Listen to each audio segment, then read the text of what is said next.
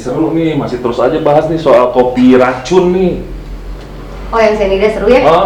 So pisan. Seru soalnya kayak di film-film ya? Iya, nah ini kasih itu kan praktisi nih, itu betul tuh cyanida tuh nggak berbau, nggak berwarna. Bener sih, makanya kan dia tuh dari zaman dulu tuh dipakai sebagai racun untuk pembunuhan segala kayak gitu-gitu kan dari zaman dulu itu dari tahun 1700 kali udah teridentifikasi si cyanida itu. Bahkan pada kalau nggak salah perang dunia dulu Nazi tuh ada dia yang disebut Siklon B itu dia pakai si cyanida tuh untuk pembunuhan massal.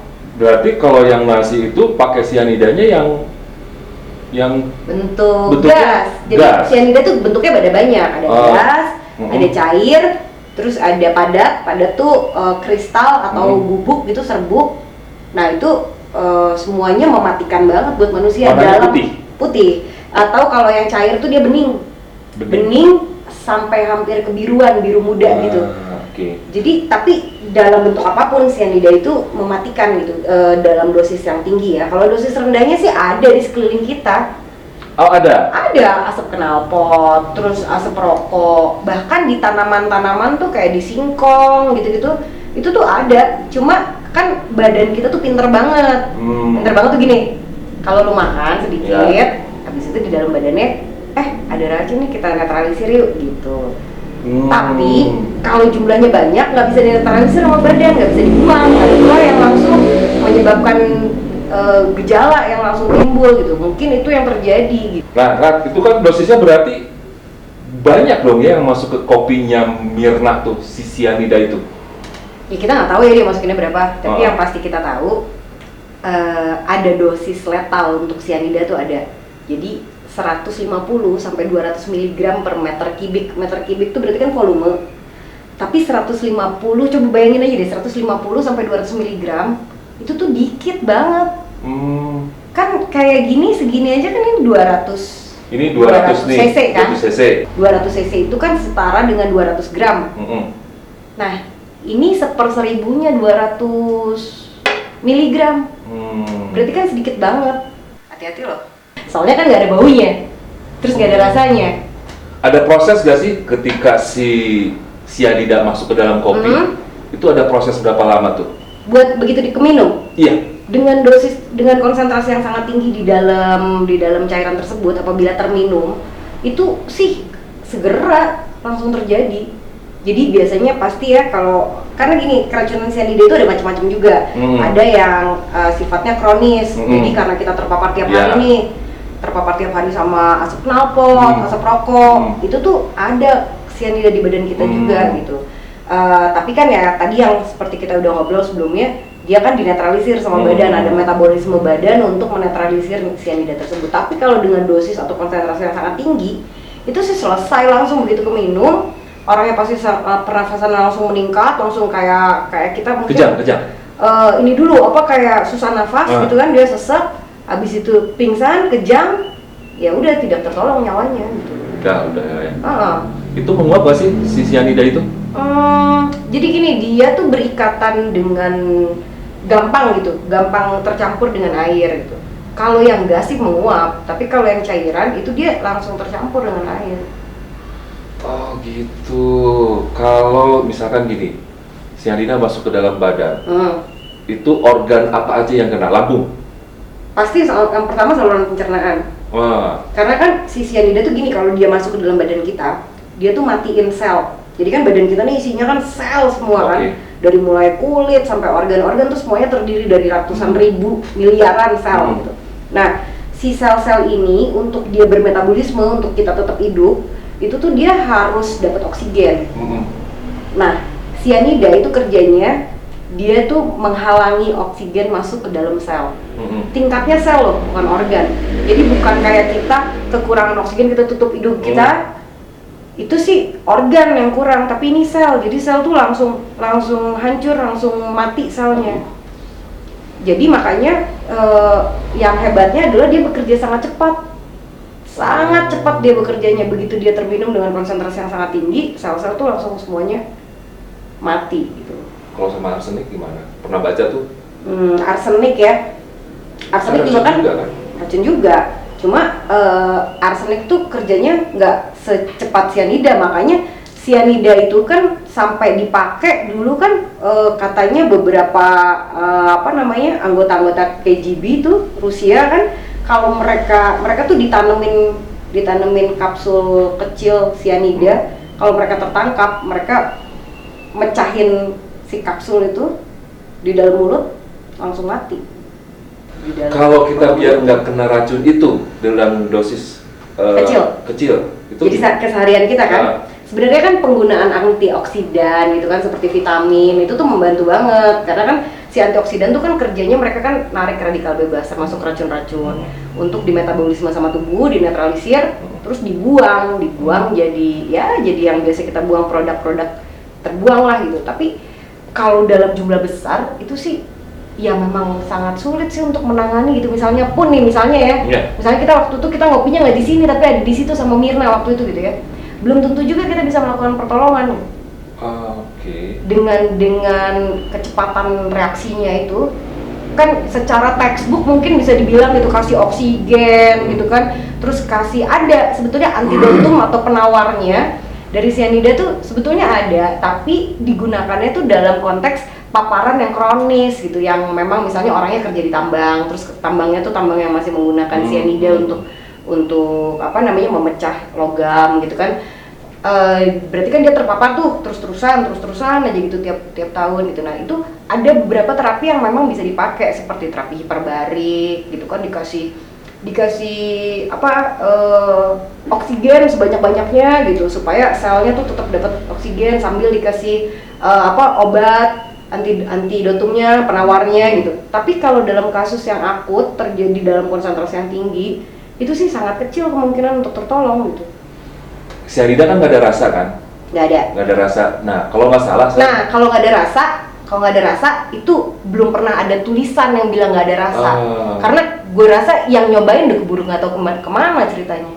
Dia ketika minum kok dia ada komplain rasanya kurang enak ya. Mungkin juga tapi soalnya dari sifat-sifat yang sekali lagi ini tuh makanya menarik karena kita nggak setiap hari bersentuhan dengan kasus seperti ini kan. Cyanida tuh kan nomor satu sebetulnya ada kontroversi katanya didapetnya susah apa gampang.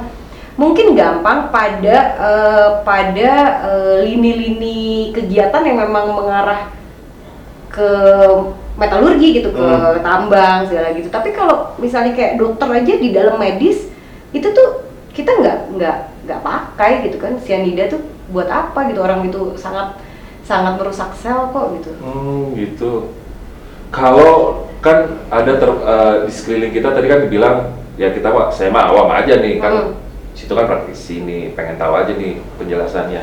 Kalau dari makanan kalau nggak salah ada tadi kan dibilang ada ubi terus apa tuh namanya singkong, ya pokoknya temen-temennya itu lah kacang-kacangan gitu kan.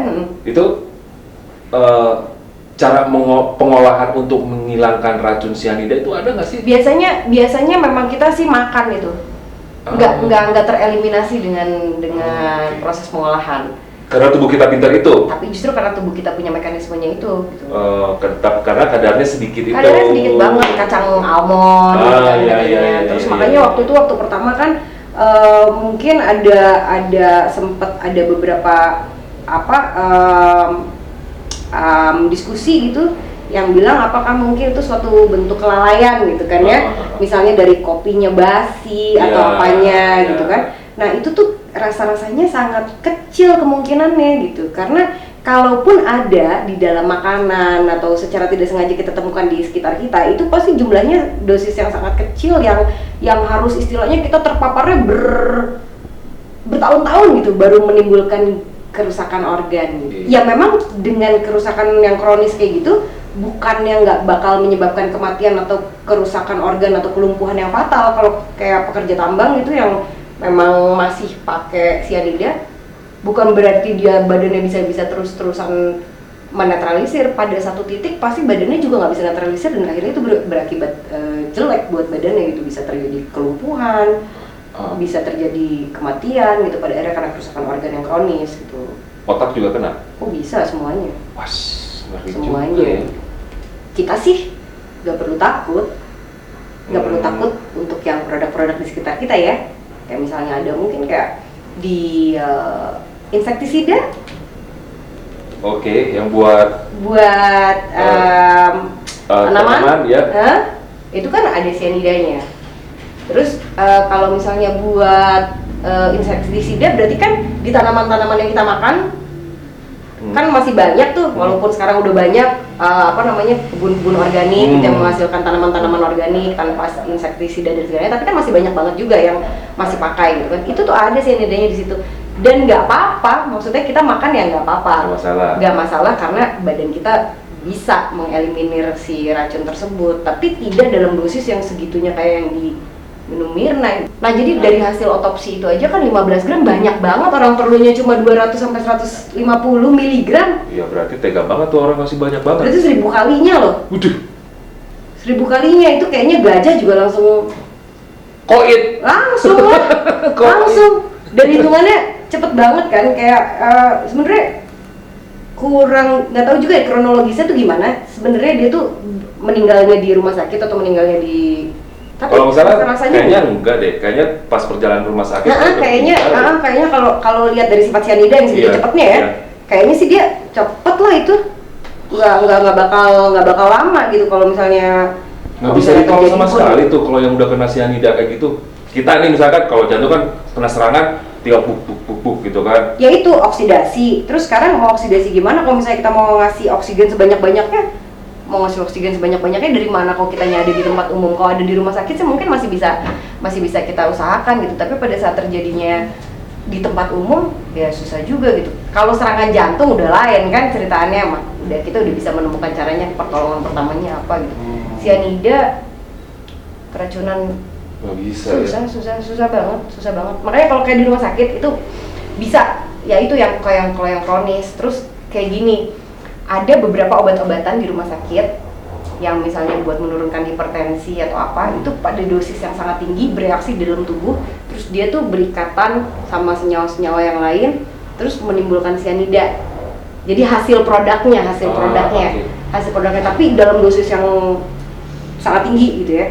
Nah kalau terjadi di rumah sakit sih kita bisa langsung tangani gitu kan, karena memang orangnya pun dalam pengobatan kita gitu kan. Tapi kalau misalnya kayak terjadi kayak gitu, makanya kan kayak film-film banget gitu. Iya dong, kayak film-film. Rasa-rasanya kita dulu nggak pernah ngedenger dong ada orang gitu lagi duduk-duduk terus tiba-tiba meninggal gitu, terus dia kayak gitu setelah diusut-usut taunya racun lagi di dalamnya gitu kan. Di 2014 dulu di Amerika itu ada suami ngeracunin istrinya. Tiap hari dia kasih, tapi dikit, lama-lama mati juga. Lama-lama menjadi bukit dah itu. Itu juga. Jadi nggak sempet dinetralisir sama sama tubuh. Terus penumpukan, kerusakan organ gitu. Tapi memang kalau yang sedikit-sedikit gitu ada prosesnya juga, nggak yang tiba-tiba banyak banget. Ya itu tadi gajah juga langsung. Aduh, kalau geletak. Gue kan seneng almond. Bayangin aja, nggak apa-apa, makanya tenang-tenang aja. Bangsa yang kayak almond lah, susu lah, apa kemarin gue baca-baca kan tuh, waduh dalam hati gue ini kasihan banget nih orang-orang gitu. Maksudnya mereka ketakutan gitu kan, apakah sesuatu yang mereka konsumsi itu misalnya terus jadi kadaluarsa atau apa. Ya kalau kadaluarsa sih ya udahlah ya, jangan dimakan gitu kan. Buang aja. Misalnya pun kita pergi makan kemana terus ternyata bahan yang digunakan itu reaksinya nggak akan ya mungkin menyebabkan sakit, mungkin menyebabkan suatu kerusakan, tapi rasa-rasanya kalau sampai langsung menimbulkan kematian kayak gitu, itu enggak lah, nggak usah sampai segitu gitu. Ini tuh memang istimewa karena ternyata kan memang kandungannya aja besar banget. Memang yang jadi lucu adalah di mana mendapatkan si cyanida itu kan? Itu jual bebas gak sih? Katanya nelayan yang nakal itu tuh mereka pakai cyanida dengan gampang, mereka bisa cari gitu si cyanida itu. Tapi kalau dari pengalaman gue pribadi sih, rasa-rasanya kayak nggak mungkin ngeresepin cyanida di apotik, nggak dipakai buat apa-apaan juga gitu. Kalau misalnya kayak racun tikus, ada racun tikus yang pakai cyanida gitu kan, konsentrasinya banyak juga sih. Ya tega-teganya gitu racun tikus dimasukin, ya mungkin aja sih ya, kalau tega ngebunuh sih ya tega aja masukin racun tikus. Mungkin juga dipakai gitu. Karena ada kandungan cyanidanya. Pestisida, racun tikus, gitu kan, itu kan ada kandungan cyanidanya di dalam situ. Iya, berarti kandungan racun cyanida yang mungkin dimasukkan ke dalam kopi untuk Mirna, berarti ya benar tuh buat bunuh gajah. Iya, udah pasti itu besar banget dosisnya gitu. Buset deh. Ketahuan ada cyanida itu kan dari otopsi kan. Jadi Mirna tuh kan dia kan diotopsi kan begitu dia diotopsi di lambungnya ternyata ada. Nah, jadi pada kematian kan dilakukan otopsi tuh organ tuh pas dibuka ya, ada yang jadi dia tuh biasanya memerah si organnya itu. Jadi kita bisa tahu biasanya deteksinya tuh dari situ. Kan sepanjang sejarahnya pembunuhan dengan cyanida itu sulit sekali dibuktikan. Dari mana cyanidanya berasal, siapa yang menaruh, itu memang pasti sulit gitu. Tapi ya forensik kan udah mengeluarkan setelah dari otopsinya. Jadi memang pasti saluran pencernaannya tuh hancur gitu. Hancur ya? Ya hancur tuh dalam artian terkontaminasi semua dengan cyanida, kemudian cyanidanya segera masuk ke dalam peredaran darah, merusak semua sel, ya langsung terjadi kematian. Ngeri ya? Ya ngeri lah. Karena kan cyanida kalau kena ke kulit aja kayaknya langsung letek deh. Hai? Ya dengan konsentrasi yang dikit gitu. Pestisida udah pernah nyobain belum pestisida? Ya belum atuh. Nggak kebayang kan pestisida. Nyobain lah. Siapa tahu enak gitu kan gila.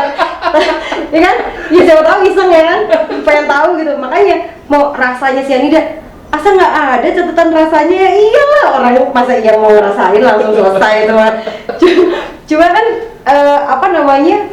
pestisida sendiri itu kan kita tahu ya untuk membunuh hama itu kan begitu disemprotin habis itu yang lebih ngerinya kan kita tahu bahwa hamanya mati, tanaman tetap nempel di tanaman. Nah itulah salah satu karakteristiknya gitu. Dia nempel aja terus di situ, terus konsumsi. Untungnya badan kita yang keren banget. Badan kita yang keren banget. Tapi ya asal dosisnya rendah. Tapi ya kalau dikasih segini ya selamat juga ya kan. Iyalah. Itu segini cyanida semua. Bener. Karena gini, begitu dengar kasus itu yang pertama gue pikirin adalah gini, aduh kalau gue ada di sana sebagai seorang praktisi kesehatan, ngelihat orang jatuh plek itu ada kewajiban dong, iya kan? Iya. Bahkan bukan praktisi aja, begitu ngeliat orang jatuh, kita pikir dong, ini gue apain nih orang gitu kan? Iya. Itu aja. Jadi begitu dengar cerita itu, kita terus jadi mikir-mikir gitu kan? Aduh, kalau kita waktu itu ada di situ, itu sebagai praktisi-praktisi kesehatan. Itu gimana tuh? Mau kita apain itu orangnya gitu kan? Kita akan melakukan bantuan hidup dasar yang bisa kita lakukan di tempat, membebaskan jalan nafas, terus mencek sirkulasinya dia, memastikan jalan nafasnya baik gitu kan. Tapi kalau itu terjadinya di dalam, kan kita nggak banyak yang bisa kita lakukan selain misalnya kita harus dengan segera sampai ke rumah sakit, terus menyuntikkan penawarnya, memberikan penawarnya gitu kan. Nah ada lagi obstacle-nya, tantangannya memberikannya itu kalau dimakan secara oral, maka penawar yang paling cepatnya tuh melalui oral juga. Masalahnya kan orangnya udah nggak sadar. Ya susah ya. Susah. Jadi memang suntik bisa secara intravena namanya. Intravena. Istilahnya intravena nih. Istilahnya intravena itu artinya dimasukin ke dalam pembuluh darah gitu. Ya tapi sekali lagi, tahu sendiri Jakarta. Macetnya aja udah kemana tahu. Iya. Iya kan? Rumah sakit paling dekat ada di mana? Aja mikirnya udah 2 hari. Bawa kemana ya gitu kan?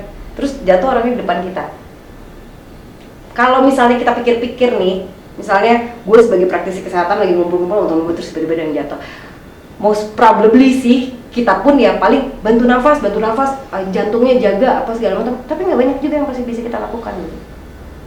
Karena racunnya itu ya yang. Karena dia bekerja sangat cepat kok, dalam hitungan menit kok itu. Wih. Menit banget. Bahkan ada dosis medium kan, ada dosis setengah gitu yang bisa menyebabkan kematian, tapi bisa juga setengahnya dinetralisir. Itu aja tuh hitungannya dalam 4 jam pasti menimbulkan kematian juga. Jadi buat gue nih yang orang awam nggak perlu khawatir kalau meskipun ada cyanida di sekeliling kita, kalau kadarnya itu nggak masalah, karena ya badan kita itu ya pintar untuk ngolah itu, menetralisir lah istilahnya ya. Kecuali lo punya musuh ya, kalau lo punya musuh ya selamat pagi gitu, tunggu-tunggu aja gitu. Jangan-jangan gitu kan, jangan-jangan. Saya peaceman. ya kan? Nah, kalau kayak gitu kita nggak tahu juga, atau ada orang apa kayak atau orang ya motifnya kita nggak pernah tahu. Kalau yang kita nggak perlu takutin tuh ya itu di sekeliling kita gitu, kita ya ini kejadian kan jadi pembelajaran buat kita jadi tahu lah cyanida itu sebenarnya kayak gimana, terus kayak gitu digunakan dalam apa gitu kan, tadi dalam tambang gitu kan, dalam insektisida, buat racun tikus, terus buat nelayan. Kalau ya nelayan sebetulnya nggak boleh juga sih dia pakai gitu kan, tapi kita nggak perlu juga sampai misalnya takut mau makan almond takut, mau makan singkong takut gitu karena katanya singkong ada cyanidanya. Nggak perlu khawatir. Itu yang kayak gitu-gitu ya masih banyak, masih ada caranya gitu menetralisir itu dengan antioksidan. Salah satunya vitamin B12 gitu kan di dalam. Itu dia mengikat cyanida. Nah, dan tubuh sendiri punya metabolisme untuk menetralisir itu, jadi si cyanida itu begitu masuk di dalam tubuh, terus nanti dimetabolisme sama tubuh, terus dia dipecah jadi bentuk lain. Itu ada mekanismenya sendiri. Itu yang makanya kita bilang tubuh kita tuh pintar banget. Yang kedua, ada lagi zat-zat lain yang bisa menetralisir gitu. Jadi ya memang kita nggak ada yang mau sih keracunan cyanida, tapi suka nggak suka itu ada di sekitar kita. Kita terpapar gitu sehari-hari. Tapi ya dengan dosis ya buat matiin gajah. Halo. Padahal sebetulnya ya nggak segitu juga kali dia ngasihnya gitu, 15. Kalau bener ya yang kita baca tentang 15 gram yang ditemukan gitu, itu banyak banget. Orang cuma perlu 200 mg. Dia kalau misalnya kita sekarang nih mau mikir, wah kita nggak mau makan yang katanya listingnya mengandung cyanida, ya rugi lah kita. Orang masih banyak keuntungan baiknya kok buat tubuh kita makanan-makanan tersebut gitu kan. Karena banyak juga pihak-pihak yang terus akhirnya tuh kan makanya jangan makan cyanida, jangan pergi ngopi, jangan apa, ya kasihan lah orang-orang gitu, karena nggak seperti itu juga gitu, nggak seperti itu juga. Cyanida tuh nggak yang tiba-tiba tuh terus langsung wah gitu, nggak gitu juga. Biar tubuh kita kuat gitu untuk menambahkan kita ngobrol bahwa tubuh kita pintar untuk menetralisir zat cyanida dengan kadar yang rendah, ya kan? Untuk lebih kuat lagi, apa sih yang bisa kita lakukan? Sebetulnya kan udah pasti secara general menjaga kesehatan ya, menjaga kesehatan secara general. Secara otomatis pada saat tubuh kita sehat, itu tubuh kita punya pertahanan yang jauh lebih bagus untuk mengantisipasi semua yang masuk ke dalam kita terpapar. Kita kan sehari-hari kita nggak mungkin kita bilang 100% safe. Ada bakteri di sekeliling kita, ada virus di sekeliling kita, ada racun di sekeliling kita gitu. Nomor satu ya harus dengan gaya hidup yang sehat, makan, tidur yang teratur, olahraga. Itu badan kita aja dulu. Nomor dua bisa kita tambahin dengan suplemen mungkin. Tapi sekali lagi kalau makannya bagus, suplemen tuh sebetulnya nggak diperlukan gitu. Itu kan mereka tuh gunanya hanya menambahkan kekuatan untuk mengikat racun, terus menambah imunitas tubuh gitu. Tapi ya boleh banget mengingat kita sekarang tinggal di suatu kondisi yang kita terpapar racunnya banyak banget. Ya kan? Belum polusi udara karena asap knalpot, asap pabrik segala macam kan? Semua kayak gitu. Antioksidan tuh membantu banget untuk mengurangi resiko-resiko kayak gitu. Paparan kronis itu bagaimana sih? Paparan kronis kan misalnya gini, misalnya lo kerja di tambang yang pakai itu, hari ini lo kena sedikit karena penguapan atau misalnya terkena lewat serapan, jadi masuk ke kulit terus dia nyerap karena si zatnya tersebut bisa gampang diserap gitu kan. Itu tapi lo terus kerjanya udah 15 tahun gitu. Tiap hari kena. Di tahun ke-15 lo mulai ada gejala-gejala macam-macam. Misalnya penglihatan mulai rabun, terus begitu gangguan pernafasan, susah nggak jelas apaan gitu kan. Terus udah kayak gitu gangguan pencernaan. Gua asma nih, jangan-jangan lu udah lahir kali. Nanti jawab. Ini jangan suka ada-ada deh. Begitu dibilang gangguan perawatan, gua asma nih. Aduh, barusan udah dibilangin, itu tuh nggak akan terpapar. Kalau misalnya terpapar pun, gak bakal juga tiba-tiba lo aduh kayak gue kena cyanida langsung asma nih. Gak kayak gitu kali. Bukan di situ ya. Itu dari lahir. Genetik. Genetik itu udah lain lagi tuh nanti kita ngobrol. Kita ngobrolin lagi ya, kayak gitu-gitu. Gitu. Sekarang sini jadul aja. Nah, kan tadi lu nanya urusan paparan kronis kan. Terus-terusan lu tiap hari kena. Terus pada tahun kesekian jebret, badan lu nggak mampu lagi menetralisir. Jadi badan juga kan punya batas ambang kan. Tiap hari dia disuruh kerja menetralisir cyanida, yang ngamuk lah dia, lama-lama bereaksi gitu. Begitu dia bereaksi, keluar mulai gejala-gejalanya. Nah, itu yang difokuskan sama WHO guidelines-nya. Tapi di situ dituliskan juga dosis letal yang bisa langsung akut, langsung menyebabkan kematian, ada yang dalam 4 jam, ada yang dalam 1 hari, kayak gitu-gitu tuh ada banyak. Pokoknya udah ada ya, udah dijelaskan semua ya. Udah dijelaskan, dan memang banyak ditekankan bahwa memang si cyanida ini dari awal pun dia tuh eksistensinya adalah sebagai zat pembunuh.